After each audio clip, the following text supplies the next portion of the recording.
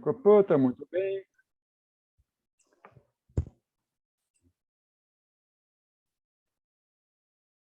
Muito bem, mais uma vez reunidos na segunda-feira do encontro temático da nossa formação, a política como ela é. Hoje com a aula, ou com a roda de conversa, falando sobre democracia e capitalismo, capitalismo e democracia. Importante que a gente tenha essa visão colocada pelos professores e algum texto de apoio, algumas provocações que a gente fará a partir de agora. Então, está aberta, para quem assistiu às aulas, está aberta a conversa. Eu proponho que a gente agora dê uma olhadinha, eu fiz algumas pontuações do texto falado pelos professores, que são algumas provocações. Então, eu vou compartilhar uma tela para que a gente possa se encaminhar a partir dela, né? Eu até separei numa brincadeira da palavra que uma provocação precisa fazer isso, provoca uma ação. Então, não estão vendo? Vou aumentar um pouquinho o tamanho aqui.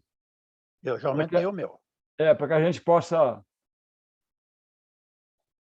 A primeira delas é colocações da aula que o capitalismo estabelece, ele se coloca, ele chega de forma violenta, pois sempre impacta sobremaneira a forma como as pessoas vivem, que as comunidades vivem, né?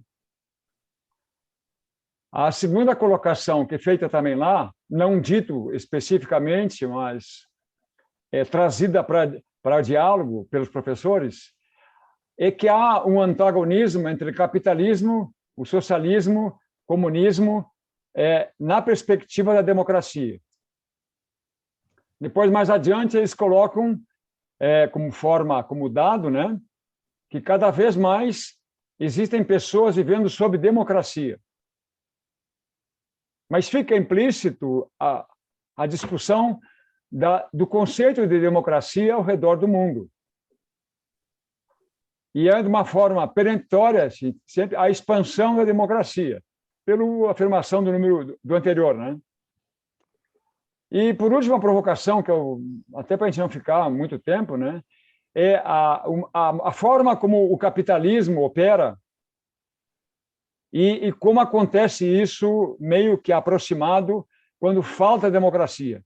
Existem semelhanças? Existem diferenças?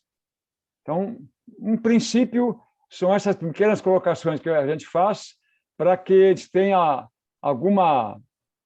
O termo é esse, né? Provocação para nós discutirmos. Vamos lá? Na realidade, o capitalismo, em geral, ele mata bastante a democracia, né? Que ele começa a passar por cima da democracia e ele começa a chacar. A democracia começa a morrer. O capitalismo, geral, forte, na minha opinião, é assim.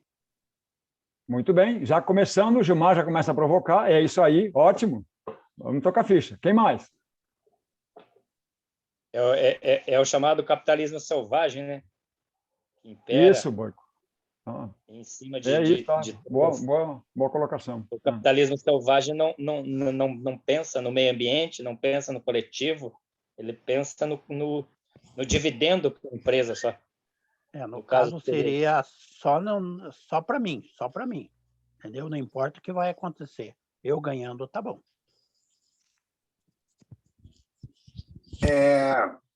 Eu penso que o capitalismo ele teve o seu tempo, né, com a Revolução Industrial e se mostrou uma forma, eu posso arriscar até dizer, eficaz de gestão de sistema como um todo, um mecanismo eficaz. O problema foi quando veio o cassino global, as bolsas de valores, que começou a agregar dinheiro em cima de dinheiro. Antes, os bancos todos tinham reservas em ouro, para o papel, dinheiro, papel que emitiam. Hoje, se emite dinheiro até digitalmente, não precisa mais nem imprimir. E o papel é trocado por papel. Empresas que, às vezes, têm 100 funcionários, 1.000 funcionários, valem bilhões e não tem um patrimônio que vai corresponder. Então, o capitalismo, na verdade, ele é como o comunismo da União Soviética. Está dando o seu canto do cisne, nem o canto do cisne. Eu dizia que é que nem estivesse afogando o cisne no lago, porque não tem mais como sustentar o capitalismo, porque cada vez que estoura essa bolha que vai inflando das bolsas do cassino global, o mundo inteiro sofre e sofre. Quem sofre mais é o povo, a classe trabalhadora, e os desempregados, então, nem se fala, porque vem crise em cima de crise, e o nosso governo brasileiro está fazendo justamente esse jogo do capitalismo mais selvagem, mais cruel, que é o neoliberalismo que existe, porque a gente está pagando o que a gente compra no supermercado, o valor de commodity ditado por Wall Street. Então, realmente é predatório, eles se usam de uma mensagem do marketing, né? Praça, produto, propaganda, e nós, pessoas, para se sustentar de várias formas. Muitas vezes que pode parecer teoria da conspiração, mas não é. Se você pensar, por que foi propagado tanto a separação de casais? Por que é propagado tanto que a pessoa GLBTQ+, ela tem que ser independente, tem que ser sozinha, entendeu? Tem que... porque se um casal separa, se eles tinham uma geladeira, uma casa, um carro, eles vão precisar 2 geladeiras, 2 casas, 2 carros. Se uma pessoa, para ela se impor na sociedade sendo gay, hoje em dia, ela precisa mostrar que ela é empoderada, que ela tem capital, que não é, como desculpa falar, não é um termo homofóbico, aliás, é um termo homofóbico, mas é o que falam, a bichinha pobre, entendeu? Então, os caras, às vezes, comem miojo em casa para poder mostrar perante a sociedade uma roupa elegante, um bom trabalho, porque são diminuídos por esse sistema predatório, que é o capitalismo. E até estou fugindo um pouco aí do assunto, mas a gente discutiu isso bastante nas reuniões do Ocupa Wall Street, lá, Ocupa Rio. A gente fez vários Ocupas, foram mais de 300 cidades no mundo integradas nesse movimento Occupy Wall Street, e que se achou que realmente o grande câncer do capitalismo, porque ele poderia ser sustentável, né? Poderia ser o socialismo, que nada mais é do que um capitalismo sustentável. Mas são os cassinos globais, porque hoje em dia se fala em investidor, mas eu aprendi desde pequeno que quem joga na bolsa é jogador, não é investidor. Porque o pequeno, como ele ganha, pode ganhar muito dinheiro, pode perder tudo da noite para o dia. Enfim, já me delonguei, mas eu precisava expor essa visão aí, que eu acredito que o grande problema hoje é que o capitalismo está minando a cultura, a sociedade, a integridade, até a sanidade das pessoas, porque para ele subsistir, ele precisa vender sem parar. E cada vez mais isso na mão de grandes corporações e cartéis, ou seja, cada vez menos pessoas ganhando em cima de mais pessoas e sem limite. É isso. Muito bem, Stresser. A gente está levantando algumas bolas, levantando a bola para que a gente possa fazer uma jogada e que todos possam se beneficiar com ela. Então, eu vou trazer aqui quero fazer aproveitar para não cortar mais adiante a nossa conversa, trazer um texto que foi citado durante a aula dos professores, e eu vou procurar fazer uma observação aqui que não tem nada a ver com o negativo, tem a ver com o positivo. Eu considero de extrema importância que a gente consiga assistir às aulas, porque sempre tem elementos que eu, pelo menos, fico muito surpreso com algumas colocações que eles fazem. E esta que eu vou trazer agora foi uma surpresa na qualidade da coisa mostrada. Eu vou compartilhar um texto aqui. Só um pouquinho. Onde estamos? Eu acabo me perdendo, né? Compartilhar um texto.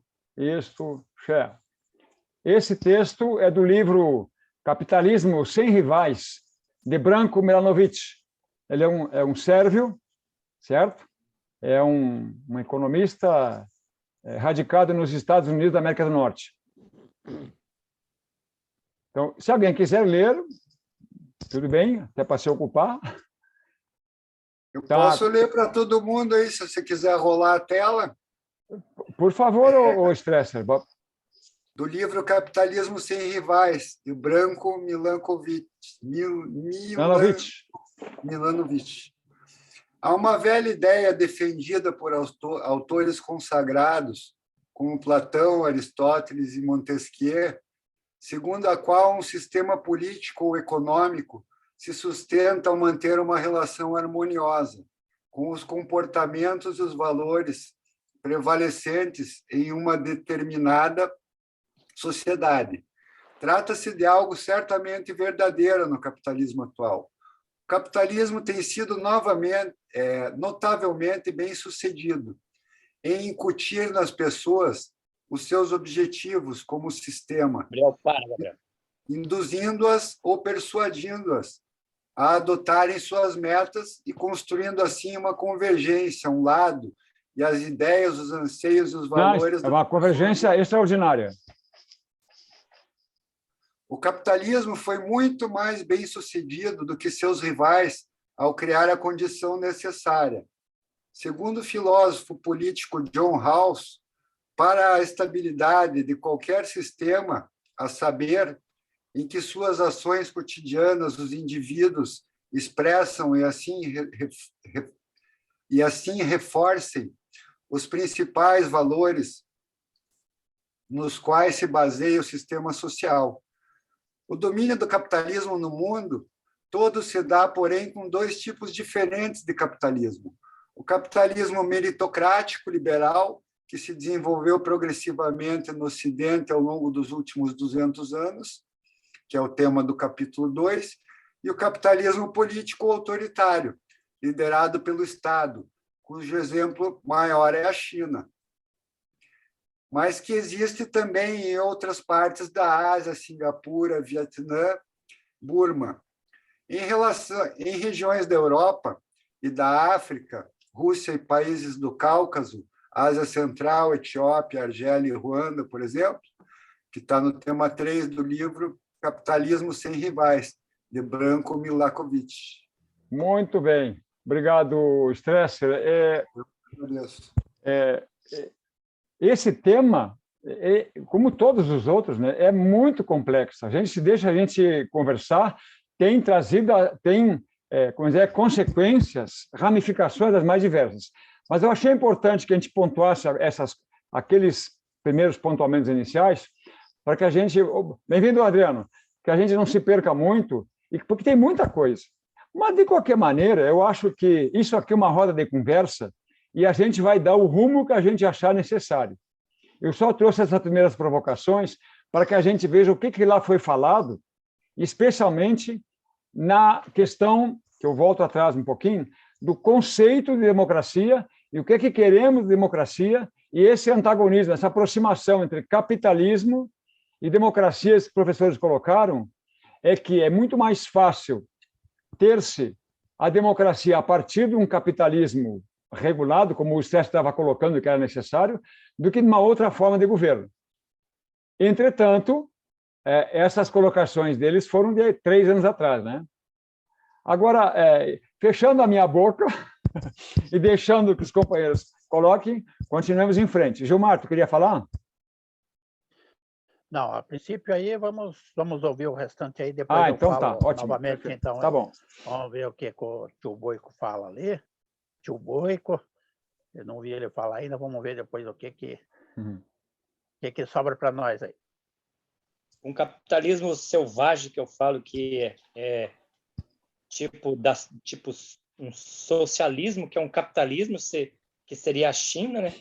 A China, ela produz em grande escala uma exploração trabalhista mal remunerada, mas que vem dominando o restante do mundo com a sua hegemonia produtiva, né?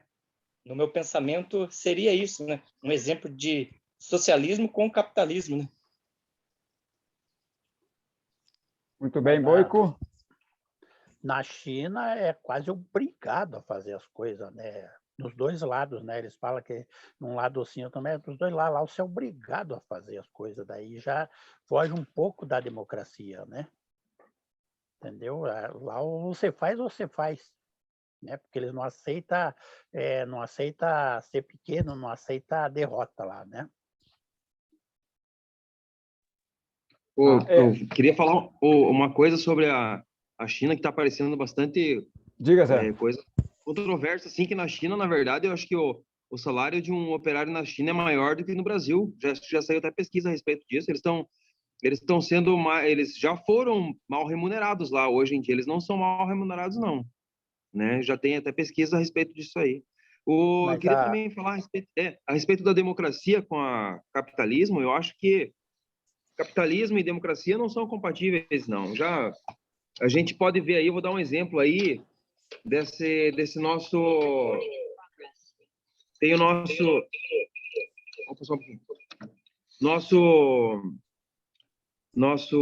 Eu já entrei em duas aqui.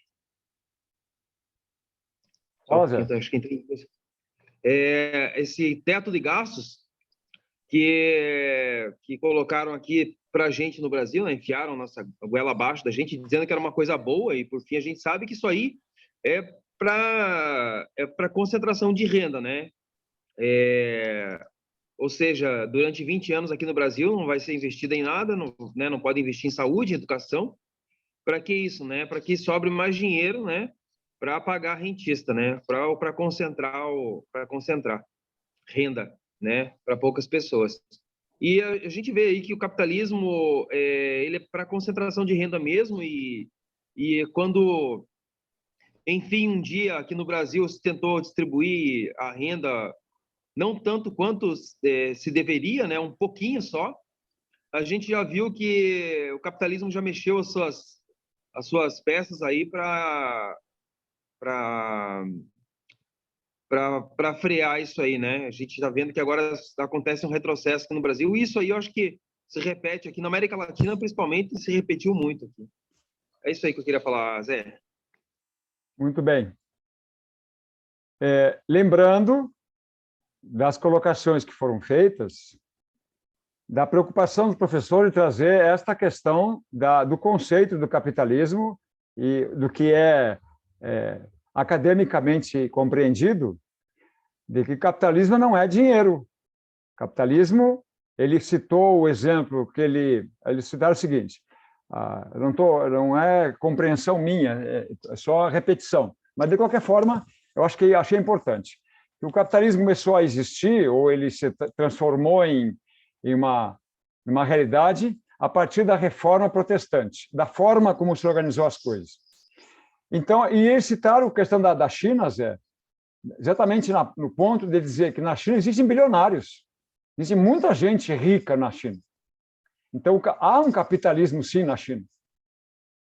Um capitalismo de Estado, que foi o que o Branko Milanovic acabou de colocar. A condição para que exista o capitalismo é que o capital se faça. Ele se faz e ele se ganha. Sem querer definir conceitos, não é essa a nossa função aqui, mas só para a gente clarear um pouco, na questão do capitalismo moderno, e ele fala a questão que o Strauss colocou, que são incompatíveis. Há uma tendência de que as democracias se expandam com a liberdade das pessoas. E a liberdade, hoje, está muito focada naquilo que se pode comprar. E, segundo os professores, é muito próximo desta realidade que se consiga ter o sentido de liberdade na medida que se pode comprar. E o que o Strauss colocou é nesse sentido de que o Boyko coloca no capitalismo selvagem, é quando isso é exacerbado, em que as pessoas se tornam escravas do capital e das estruturas que o capital cria para si, como se fosse, nas palavras do teólogo Jung Mossung e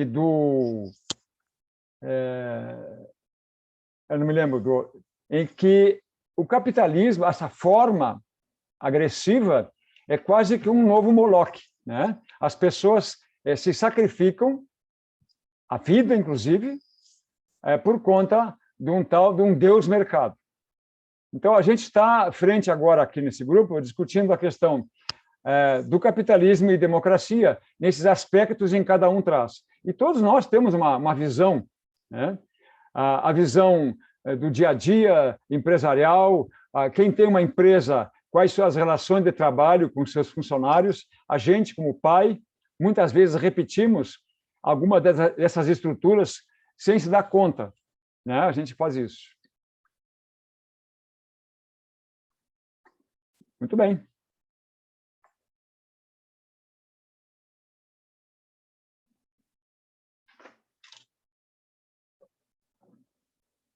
Isso aí, né, na verdade, eu acho que vem muito mais antigo, porque é um conceito lá romano, do pagão, por exemplo, né?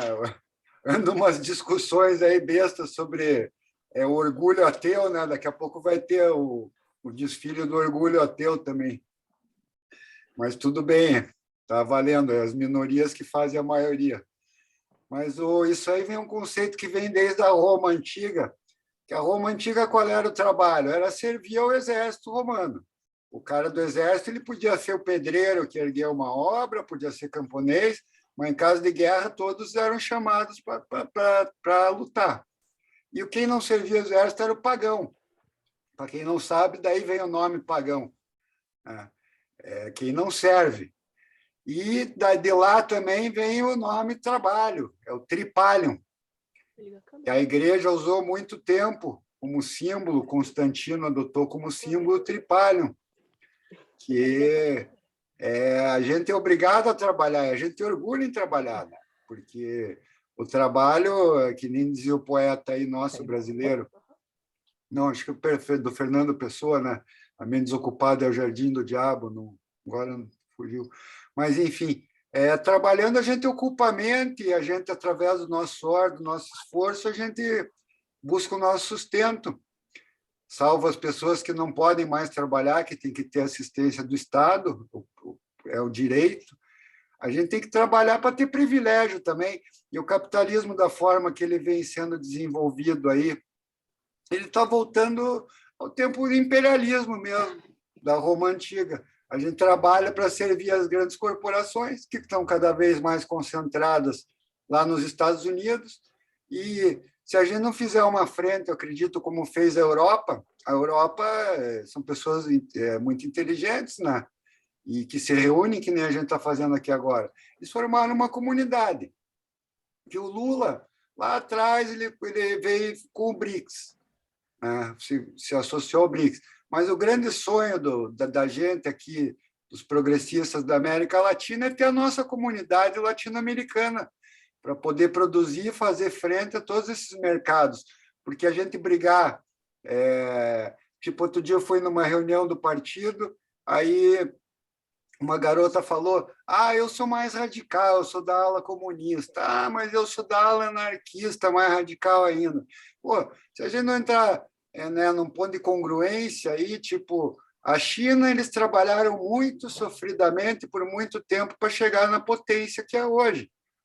O Brasil, a gente está no mesmo processo, só que veio agora esse governo aí, como eu vou dizer, devorador, que acabou com um trabalho que vinha sendo feito até, mesmo que modestamente, já desde do Sarney, Itamar Franco, o Fernando Henrique, o primeiro mandato dele foi nesse sentido, já o segundo, ele favoreceu os rentistas, por isso que ele acabou saindo do jogo. Game over para ele. Quando o Fernando Henrique fez o que está fazendo esse cara agora, o Lula veio e tudo que o Lula prometeu, ele conseguiu fazer muito mais do que ele prometeu.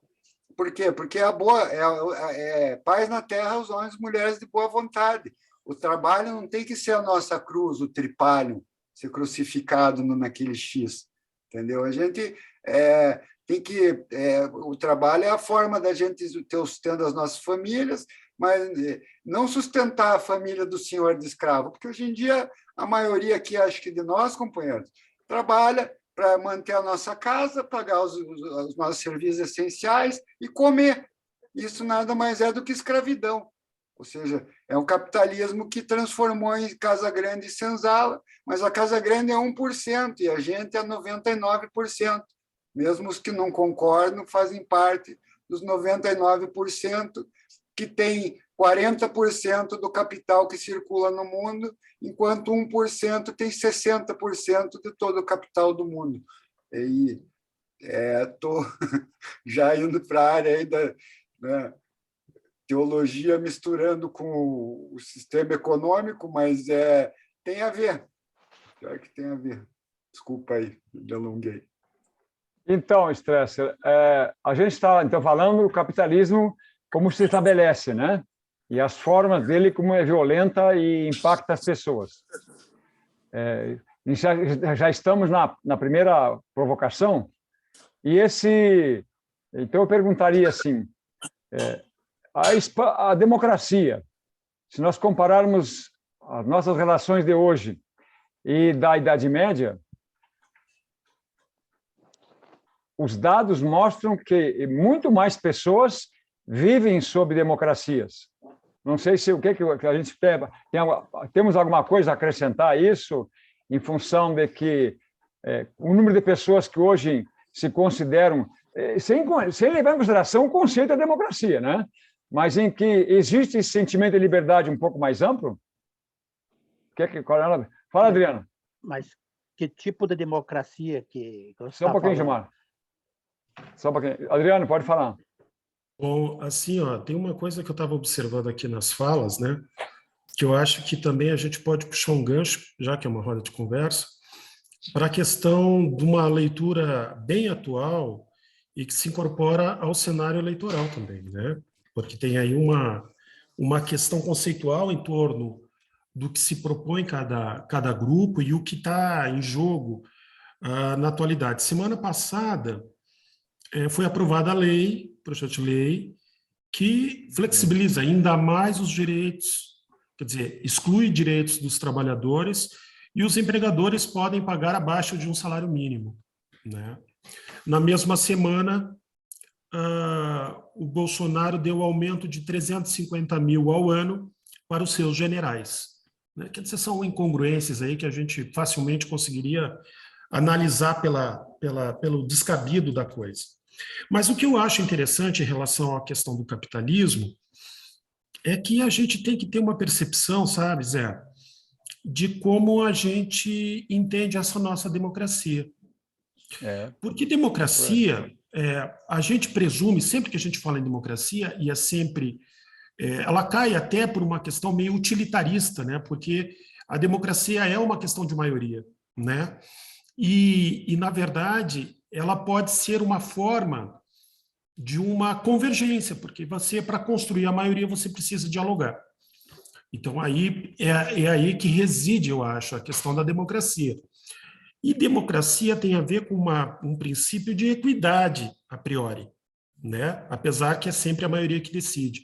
Mas uma certa equidade a nível de resultado para aqueles que fazem parte do grupo democrático, né? Sendo vencidos ou não a nível de voto. Bom, isso fala de muita coisa que a gente não consegue enxergar hoje no país. Sobre a questão ética, que a gente sempre fala aqui, que eu acho que é fundamental. Então, assim, o que acontece? Outro dia uma pessoa falou para mim sobre desigualdade social. Eu acho que, na verdade, quando a gente dialoga com as pessoas na rua, no dia a dia, a gente deve ter um certo cuidado com os jargões, ainda que pareçam simples, jargões sociológicos. Por quê? Porque, por exemplo, quando eu falo desigualdade social, o que a elite pensa?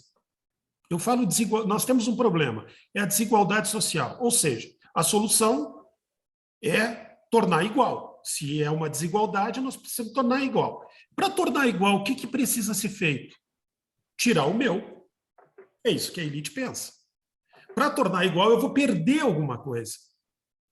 Então, na verdade, por exemplo, justiça social é uma afirmativa que me parece mais condizente. Que significa, por exemplo, quando a gente fala que a gente ouve tanto isso, o Stresser falou aí também da questão do capitalismo selvagem, A gente pode citar os Estados Unidos, que é o nosso algoz constante, né, do mundo. Os Estados Unidos é conhecido como a terra, falaciosamente, como a terra das oportunidades. Ok. O que está faltando no país? Falta no Brasil? Falta oportunidade. Nós temos que ser a terra das oportunidades justas. Isso significa que o sujeito, se ele quiser fazer um bom capital, ter uma estrutura, ele pode. Eu acho que ele pode fazer isso. Entende? A questão é regra. É sem passar por cima de todo mundo, sem golpe baixo, sem escravizar pessoas de um modo moderno, porque é isso que nós estamos vivendo. E nós temos aí elementos que eu acho que são muito importantes, que são os elementos da idealização de um mundo bem-sucedido, né? De uma vida próspera. Então, na verdade, há muita gente passando necessidade nesse momento, né? Eu não consigo viver num mundo assim. Eu não sei, eu não consigo viver num mundo assim. Eu não consigo passar na rua e fazer de conta que não existe o que a gente está vendo, né? Mas as pessoas, elas têm uma grande confusão aí. Eu queria dar só um apontamento do Stresser, que é o seguinte: um outro aspecto que é importante a gente pensar, que o trabalho, ele é gerador de prazer. Mas quando é que ele é gerador de prazer? Quando você escolhe o que vai fazer. Quando ele se torna um ofício. E não como uma função de sobrevivência desesperada. Se de repente você tem um talento aí para marcenaria, ou, enfim, para arquitetura, e você não tem condições de estudar, e você vai trabalhar como padeiro, é bem provável que você até seja um bom padeiro, mas é bem provável que você não faça isso com tanto prazer como faria outra atividade que você se encontra como vocacionado. Então, o trabalho é fonte de prazer, né? Porque é a nossa relação social com a vida e com as nossas ações, do que nós fazemos da vida. Agora, o que nós presenciamos atualmente é desastroso, sobretudo quando tem um avanço da questão tecnológica, que vai começar a suprimir espaços de trabalho absurdamente. Nós temos aí a questão da informática, que é, né, moeda virtual, enfim, muita coisa já se faz hoje. Olha, por exemplo, eu sou correntista, eu tenho conta no Banco do Brasil. Eu não preciso entrar no banco para nada. Eu vou no caixa eletrônico e se eu tenho que transferir um dinheiro para alguém, e tenho dinheiro vivo, boto na máquina, ela conta, bota na minha conta, eu faço Pix. Veja, há 20 anos atrás a gente fazia uma série de malabarismos aí para cumprir com as obrigações financeiras, fiscais, nas estruturas empresariais aí, e nas pequenas empresas também. Então, eu acho que, puxando a questão aí para uma leitura atual, que a gente vai discutir isso a nível de eleição, por exemplo, né? E que a gente tem que pensar que nós não podemos dispensar ninguém nesse processo, né? Aquele autor do racismo estrutural, eu acho que eu já até falei aqui, né? O Silvio Almeida. Ele, em determinado momento, numa entrevista do Roda Viva, ele diz: olha, é claro que é uma questão do negro, que aí estamos aí com a questão do Renato, claro que é uma questão do negro prioritário de um lugar de fala, mas tem uma coisa: não vamos resolver esse problema se não incluirmos os brancos. É uma discussão que envolve todo mundo. E é uma discussão cultural. Nós temos que quebrar com alguns estereótipos. Nós precisamos valorizar as nossas potências e discutir criticamente aquilo que as pessoas fazem, que os governantes fazem e que afetam a vida dos outros. Então, assim, tem regra para tudo. Eu acho que eu fico muito estupefato num país como o nosso com a ausência de punição. Não que eu goste da punição, mas a impunidade é uma coisa que versa de um jeito que desencanta a todos. Então, eu acho que, para concluir a fala, Zé, eu penso que a gente tem que somar aí a questão dos critérios, regras, respeitar regras, né? E não só brigar por uma questão de classes, evidentemente que a classe define uma realidade dramática, inclusive, para boa parte dos brasileiros, para a maioria, mas eu acho que a gente tem que fazer uma discussão em que a gente comece a formular regras que sejam saudáveis para a sociedade brasileira. Convidar as pessoas para uma sociedade melhor. O que adianta a gente ganhar muito, digamos que fosse o caso de alguém ganhar muito, ficar gradeado, cheio de alarme, carro à prova de bala, enfim, é essa loucura que os caras acabam se consumindo numa leitura capitalista. Ou seja, quanto mais melhor, e o alto desempenho. E hoje a gente vê coisas que estão acontecendo, só para concluir, coisas que estão acontecendo no momento em função da pandemia. As empresas estão reduzindo quantidade de gramas de produtos, mudando consistência de produtos, botando mais açúcar numa coisa, mais farinha na outra. Para quê? Para manter o seu lucro com mais baixo custo. Claro que nós temos uma crise aí gerada pela incompetência, né? Pelos absurdos, mas são questões que eu acho que a gente pode ir discutindo também. Não sei se eu fugi muito, né? Mas tudo bem. Mas é isso, Adriano. Eu acho que essas provocações são importantes. O Gilberto não. Quem é que quis falar aquela hora ali que não? Acho que foi o Gilmar. Gilmar, tu queria falar, fez uma colocação, o Adriano falou. Não, está desligado o microfone. Está ouvindo agora? Sim, ótimo. Continua. Eu perguntei qual democracia? Uma democracia disfarçada que 200 pessoas mandam num país de 220 milhões de brasileiros e 200 pessoas, 500 pessoas mandam no país e todo mundo tem que baixar a cabeça. Isso, para mim, não é democracia. Democracia é uma união de povo, né? Não adianta dizer que nós temos uma democracia só para votar. Para mim, isso não é democracia, isso é um disfarce, né? Eu acho que a democracia é um compartilhamento da nação inteira, mas nós temos uma democracia que depois que nem agora lá, 200 pessoas ditam e todo mundo tem que obedecer, daí isso não foge totalmente de uma democracia que é falada, vocês não acham? É isso, é o que nós colocávamos na provocação, qual o conceito de democracia ao redor do mundo, né? E qual a nossa aqui que o Adriano traz. Agora, tu faz também essa colocação, né? É importante, sim, a gente ter noção do que significa isso. Eu trago uma observação, é um livro que não é muito lido, não é muito citado, mas que traz a experiência dos jesuítas em 1640, foram 150 anos. A República Comunista Cristã dos Guaranis. É um padre jesuíta que compilou documentos que traz uma experiência exitosa e que foi acabada pelo capitalismo da época, né? Que eram os governos espanhol e português, que não desejavam mais que aquele tipo de economia e vida se continuasse. Então, nunca mais houve nenhuma. Então, esta questão que os professores trazem na aula que está gravada, de desafio sobre capitalismo e dizer que a democracia só pode começar a partir de um capitalismo, entre aspas, regulado, a nossa questão é que o Adriano trouxe agora, é assim, qual a nossa posição, qual é o nosso desafio para construir um outro mundo possível? Esse termo eu ouvi em Porto Alegre, no Fórum Social Mundial.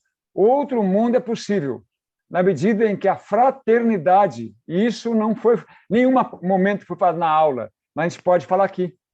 As relações de fraternidade, elas precisam existir. Senão não tem condições. O Adriano falava que não consegue viver no mundo da forma como ele colocou. E é um pouco disso que nós estamos vivendo hoje. Quase que impossível viver com uma condição dessas que nós estamos trazendo aqui, né? Nos incomoda, nos impacta e nos desafia a buscar o conhecimento e a experiência de cada um e de cada uma para ver como é que a gente pode fazer melhor. porque fazer melhor tem que fazer diferente do que está aí, né?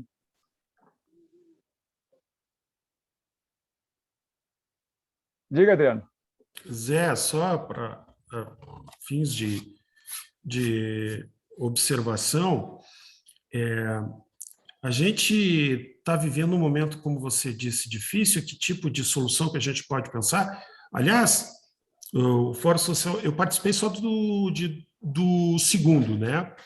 E eu Tá. lembro do Chomsky falando que tudo bem que a gente globalize e tal, mas vamos globalizar tudo, educação, Sim, exato. saúde, né? Vamos globalizar geral, né? O termo em si não é ruim, né? Ele tem que ser... mas Olha o só conceito, meia dúzia de coisa não dá. Tem que ser, só comércio não dá. A vida não é comércio, né? E se transformou. Só adendo, não é globalismo. Você falou a palavra certa, globalização, que o Chomsky se refere. Globalização é uma coisa, globalismo é outra. Não, eu sei, é só uma referência aí de um trocadilho mesmo, né? Mas eu lembro dessa fala dele, né? Estamos falando de globalização, mas precisamos globalizar. Eu usei o verbo no infinitivo. Precisamos globalizar a educação, a saúde e tal. Claro que ela se enquadra dentro de uma outra perspectiva muito mais racional e saudável. Agora, tem uma coisa que eu tive pensando o seguinte: a gente pode até acrescentar aqui a grande preocupação da elite com relação às nossas estruturas, as nossas estruturas democráticas, ao jogo democrático. Isso é uma discussão assim imprescindível. Para vocês terem uma ideia, eu estava observando uns comentários que eu recebi a respeito de um tema que eu abordei. Uma pessoa, uma médica da minha cidade aqui e tal, contra-argumentou comigo de uma forma horrível. Eu fiquei até impressionado, né? As pessoas têm esclarecimento, mas não têm tino crítico ou sentimento suficiente para analisar as coisas por um ângulo de lucidez, de ética. Agora, veja, o que isso significa para analisar o momento? Eu não sei se vocês assistiram um documentário que tem na Netflix chamado Segunda Guerra Mundial em Cores, que são filmes da época colorizados. Bom, tem um trecho lá bem importante que é o seguinte: assim que terminou a Segunda Guerra, um pouco mais adiante, foram transferidos 36 mil nazistas para os Estados Unidos e haviam 36 mil processos para julgá-los na ONU. Aquela turma da direita dos Estados Unidos liberou todo mundo. Sabe por quê? Porque precisavam deles para reconstruir a Alemanha, para combater o comunismo, liderado pelo macartismo, né? Aquele senador. Então, veja, o medo que essa gente tem de perder o que eles chamam de liberdade, o que não é liberdade, é liberalidade, né? É um absurdo. Nós temos que quebrar com isso. Nós temos que usar um pouco mais de lucidez e tornar as coisas mais assim humanamente democráticas, né? Como é que a gente vai pensar que quantos milhões, hoje 50 milhões de pessoas no Brasil fazem só uma refeição? Não dá para aceitar um negócio desse. Então tem que rediscutir muita coisa. É verdade. Está me coçando duas observações. A primeira é, a partir do que tu colocas, Adriano, desta questão da Segunda Guerra Mundial, da reconstrução da Alemanha, do programa nuclear norte-americano, que eles precisavam também dos conceitos, o que nós temos hoje como rescaldo disso? Parece mentira, mas a Ucrânia, a justificativa, uma das justificativas russas para a Ucrânia é a questão do nazifascismo dentro da Ucrânia, que não terminou após a Segunda Guerra Mundial. Ela só foi escondida e apareceu de novo agora. Eu não estou justificando nem Rússia nem a Ucrânia, não é isso. É só sabendo que existe esse perfil desde aquela época. A segunda observação que eu quero falar do que nós colocamos aqui, a exemplo do capitalismo selvagem que o Boiko coloca e esse dano a partir do conceito que a gente tem de democracia, eu quero trazer e citar um exemplo de um mega negócio agora há pouco por fazer, feito, não sei se concluíram, que é o mega empresário e bandido Elon Musk, que investiu 40 ou 400 bilhões de dólares para comprar o Twitter. E segundo algumas informações... Opa, ele desistiu. Sim, mas ele tinha disponível. Desistiu porque a pressão internacional, né? É porque, só um adendo, com licença, é porque o Twitter apresentou um relatório de que 5% apenas dos usuários eram robôs e contas inautênticas. E o Elon Musk acha que é mais de 30%. E o valor agregado de uma rede social está diretamente ligado ao número de usuários autênticos. E a ideia dele é dar selo de autenticidade, esse azulzinho que você só vê personalidade ter, para qualquer um que seja uma pessoa real, e deletar todos os robôs e usuários inautênticos. Então, Perfeito. Isso diminuiria muito o valor do Twitter. Então. Mas o meu foco, Stresser, é uma outra dimensão, que me parece mais importante, que o valor que ele investiria para comprar algo que não existe, tátil, né? Era muito superior ao que se precisa hoje para acabar com a fome no mundo. Em que pese que esses valores sejam exacerbados, qualquer investimento dessa ordem e que deixe as pessoas morrendo é inaceitável. E é isso que o capitalismo, desta forma que o Boiko trouxe, a selvagem, faz. Não interessam as pessoas. O que interessa é que tem uma parte das pessoas que consigam consumir e manter esse ponto da pirâmide funcionando ou tendo dinheiro.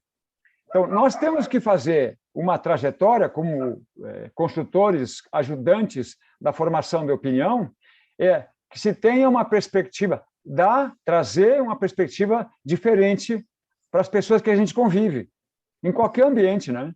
Com a médica, porque não é por ser médica, não é por ter na academia que a pessoa tenha vacinada contra o besteirol. Nós temos em todos os setores. Isso é um desafio muito grande. Brasil, como democracia, somos extremamente novos. E o que me causou estranheza também, que eu não sabia, nunca fiz essa análise, que os professores colocaram, é que a Rússia é muito mais cedo. A Rússia só viveu sob democracia agora, a partir da queda do Muro de Berlim e com a perestroika, a glasnost e assim por diante. Então, somos 2 países com democracia muito jovem. Temos muito para aprender e afirmar que os nossos conceitos são muito mais fraternos e amplos que o mercado nos coloca. Então, eu fico assim, tenho reflexões com meus filhos, tenho com algumas pessoas que eu convivo, de que a gente precisa dar muito mais, ser muito mais com os outros, do que propriamente estabelecer conceitos e o que o capitalismo me faz. Nós temos que partir para a ação. E isso só se faz bem em grupo, né? Nesse tipo de discussão aqui, nessas espécies, nessa conversa que a gente faz. Hoje eu falei demais, é um assunto que dialoga com vários outros, né? Diga, Gilmar.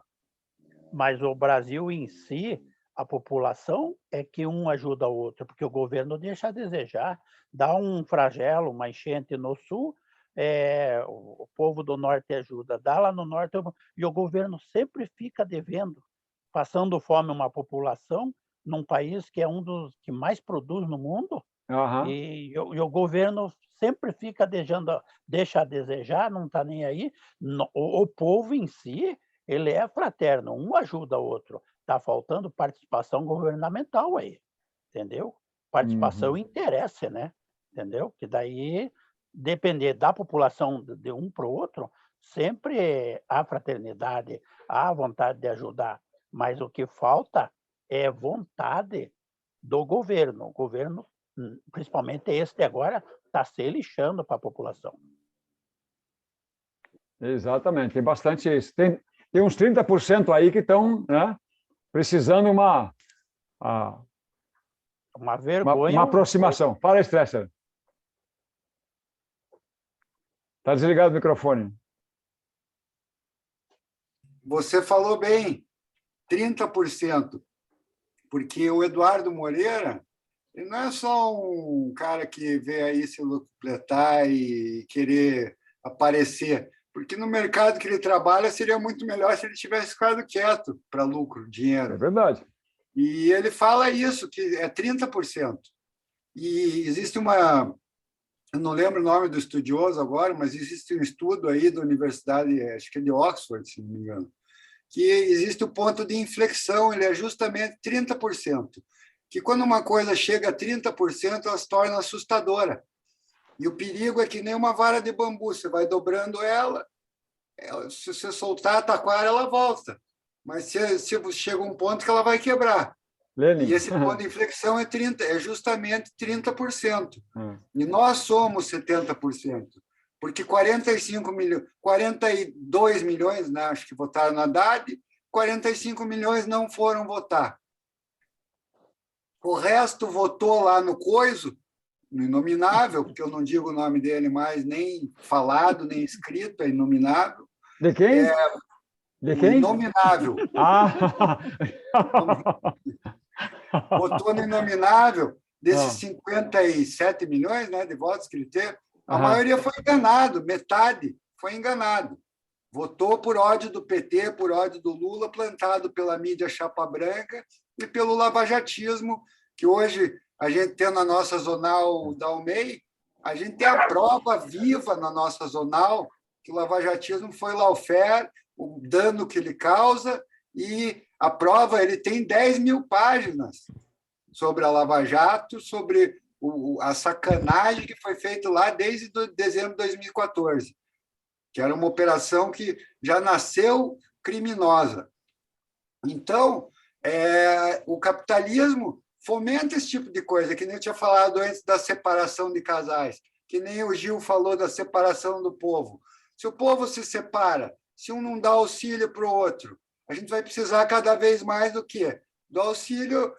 O Itaú vai lá doar para as vítimas de Brumadinho, a Chevrolet vai lá doar. Pô, mas é sempre o povo que junta comida, junta. Aí na Zonal, o Zé Carlos faz um trabalho excelente aí, está fazendo para ajudar as mulheres, as nossas companheiras com a pobreza menstrual, até com a alimentação, né? Juntar, que nem o Zé fala aí sempre de trazer 1 quilo de arroz, 1 quilo de feijão, tudo isso ajuda a gente a ajudar, né?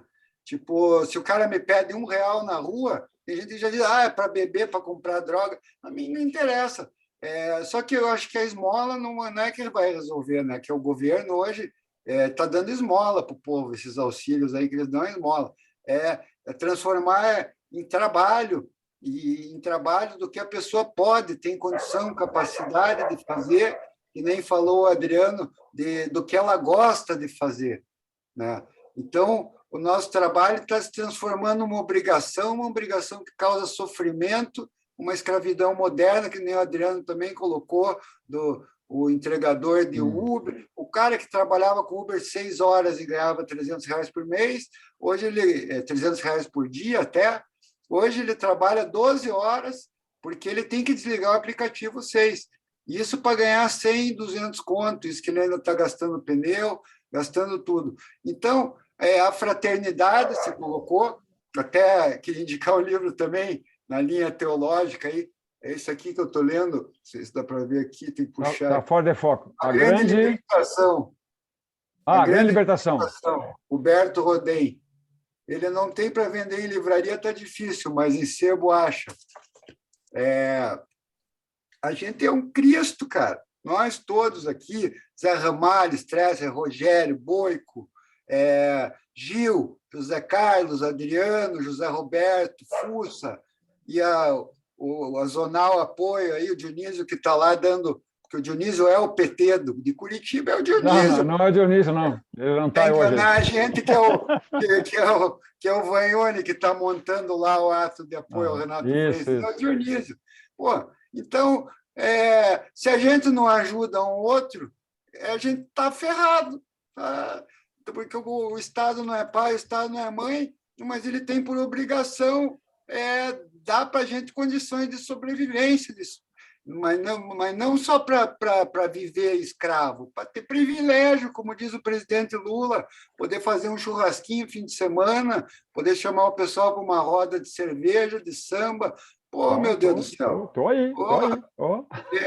Essa provocação me pegou, porque é de deixar a pessoa... Não existe outra palavra para dizer que não seja indignado com o atual sistema, que não é só aqui. Os próprios Estados Unidos que criaram, desculpa falar, esta merda, esse demônio desse sistema capitalismo predatório e devorador do planeta, eles estão sofrendo muito. Eles não mostram, mas tem cidades lá nos Estados Unidos que eu sei que 60% da população é viciada em opiáceo, em drogas pesadas, injetáveis, e andam que nem zumbis pela rua. Sabe? Muito pior que as nossas cracolândias. Só que eles escondem. Mas os Estados Unidos estão passando uma crise humanitária seríssima também, por causa de um sistema que eles teimam em manter para que Joe Biden, que a CIA, que a porra do Deep State americano esteja gravando e ouvindo essa nossa conversa. Eles estão atirando, não é no pé deles, é na bunda deles. E, para quem não sabe, tiro na bunda mata, porque pega na veia femoral e não dá tempo de chegar no hospital. Então, é isso aí, sangria desatada, o troço que a gente está passando. Muito bem, Stresser. É interessante, Stresser, essa sua colocação, porque a sociedade norte-americana, e isso até os filmes mostram, é uma sociedade montada em cima de barbitúricos, né? Há uma questão cultural de consumo de ansiolíticos, de remédios para dormir, uma coisa interessante. Tem um livro de um jornalista, eu ia pegar aqui, atrás de mim aqui, mas eu não quis pegar, não quis perder nada aqui da fala, Anatomia de uma Pandemia, em que o jornalista faz uma análise séria, profunda, de tempos, de que a indústria, isso é parte, é o mercado, é o capitalismo, a indústria dos laboratórios norte-americanos, a partir da Segunda Guerra Mundial, estabeleceu-se como a indústria de ponta. A psiquiatria não era muito considerada, vamos dizer assim. Então, descobriram uma forma de fazer com que as pessoas, e isto foi um horror, quase que igual àquela propaganda de consumo de cigarro, que até médico participava, de que era charmoso consumir cigarro, né? Então, esse livro é muito interessante, porque ele traz toda uma epidemia criada, suscitada e desenvolvida pelos laboratórios norte-americanos para consumo de psicotrópicos. Eu peguei uma parte da década de 90, início do ano 2000, em que o uso de Ritalina era uma coisa que as pessoas falavam como se falassem do arroz que estavam consumindo. Como a minha esposa da área de educação, eu estava sempre envolvido com o colégio dos meus filhos, era um absurdo as pessoas, um espirro, tinham que consumir, tinha que dar, está fora, ele tem déficit de atenção, vamos dar Ritalina. Aí buscava e era uma coisa interessantíssima como esse mercado, como esse capitalismo desenvolve valores e que as pessoas acabam comprando, a gente acaba comprando. E aí, como nós, como agentes políticos partidários e ajudantes de construção de uma outra realidade, precisamos, né, até esse conceito, essas colocações que o Stresser fez, que todos nós estamos fazendo, para que a gente tenha um contencioso, um número de informações que a gente possa argumentar e ficar tranquilo de que a mudança vai se dar. E ela se dá devagar, não adianta. A gente não podemos nós ficar estressados, brincando com o estresse, né? Mas não podemos ficar estressados em que as coisas se vão dar amanhã. A nossa construção nacional, a gente conversava muito com o Zé Carlos, né, Zé? De que a gente faz um trabalho de formiguinha, mas é constante. E tinha como alicerce a fraternidade, o acolhimento. E essa é uma coisa... retroagir, né? Diga, Gilmar. Só não pode retroagir e voltar para trás igual voltou agora. Não dá, isso é verdade. Aí eu acho que tem coisas que não tem como voltar. Fala, Boico. Nós nós estamos tendo uma chance, e tivemos no começo da pandemia, da unificação, da unidade das pessoas, ou seja, um ajudar o outro, né? O que está acontecendo depois desse processo que não pandêmico, que estão falando que já está acabando a pandemia, que não está, é que estamos esquecendo do amor de um ao outro, de ajuda um ao outro. Então, vai se tornando um processo de volta como era do capitalismo selvagem, do capitalismo de um contra o outro, de um querendo derrubar o outro, de um querer dividir com o outro, todos, Deus por todos e um por cada um, né? Então, é isso aí. Eu pediria agora, então, que... Rogério, abre a tua câmera para nós poder bater uma foto para guardar desse encontro. Rogério, está aí ainda?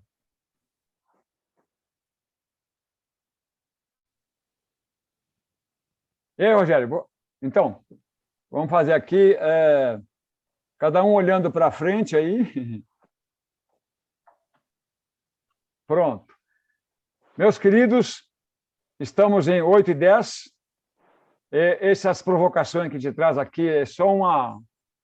Foi bom, muito bom hoje, Zé. Uma sobremesa, né? É isso aí, é uma sobremesa porque a gente precisa aprofundar isso. Eu acho que se cada um de nós participar de um comitê popular de luta, a gente pode trazer essas questões, né? Discutindo isso, vai nos provocando. Às vezes a gente nem se dá conta do assunto, uma conversa, tipo, é mesmo, vou procurar saber, né? Hoje de manhã estava lendo, já tem um texto para lá do Vaticano para concluir agora, que é enorme. Eu disse, bom, então tá, então amanhã eu vou fazer isso. E que não somos donos da verdade, né? Cada um. Exatamente. Exatamente. Eu queria licença para, antes da gente encerrar, diga. Uma leitura de um pequeno trecho desse livro do Berto Rodin aqui que eu estou lendo, e que eu acho muito importante, porque ele tem tudo a ver com a fraternidade, né? Que é a forma da gente vencer esse capitalismo selvagem. Por favor, Stressler. Se o Cristo... É bem curto.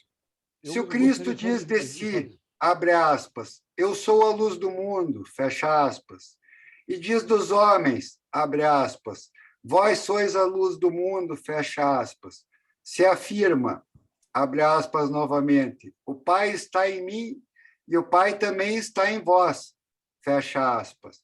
Aí abre aspas outra vez, vós fareis as mesmas obras que eu faço. Eu sou a videira, vós sois as varas. Vós sois deuses, entre parênteses, divinos.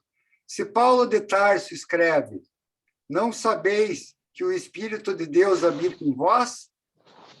Aí, entre aspas. Será que não confirmam unanimemente o que acabamos de dizer, né? Cristo e seus apóstolos, sem entrar na teologia, porque tem gente que não gosta, mas o Evangelho, se querendo ou não querendo, ele é um grande exemplo de conduta moral, para quem lê e entende o que está escrito ali. Infelizmente, esses bispos, alguns padres e ministros não entendem o que está escrito ali. Mas o Berto Rodin eu indico porque estudou muito, estudou com Einstein, inclusive, e o cara manja das coisas. Obrigado pela oportunidade. Bom, obrigado, Stressler. Obrigado a todo mundo. Obrigado a nós. Alô? Diga, Zé Rogério. É o seguinte, eu gostaria de sugerir para o próximo debate... Está baixinho. Eu gostaria de sugerir para o nosso debate, num outro momento, se a gente pudesse trazer alguma informação sobre essa coisa da Sanepar, da Copel, que tanto o Roberto Requião fala, e que é como é que chama, dessa coisa de carro que passa na estrada, como é que chama? Pedágio. Os pedágios, para a gente conhecer um pouco dessa situação prática, né? Certo. O que o Copel, por que a Copel desde quando está distribuindo dividendos, qual é o sistema que está sendo adotado, é uma coisa que para mim é tão... eu não consegui ainda... Eu vejo o Requião toda hora falando disso, mas eu não consegui aprender o que está acontecendo, sabe? Perfeito. Seria bom chamar alguém que, por exemplo, do nosso da nossa equipe aí que conhecesse assim, economia ou administração pública para dar um esclarecimento para nós a respeito dessa situação. Se fosse possível, é uma sugestão de pauta de reunião. Certo.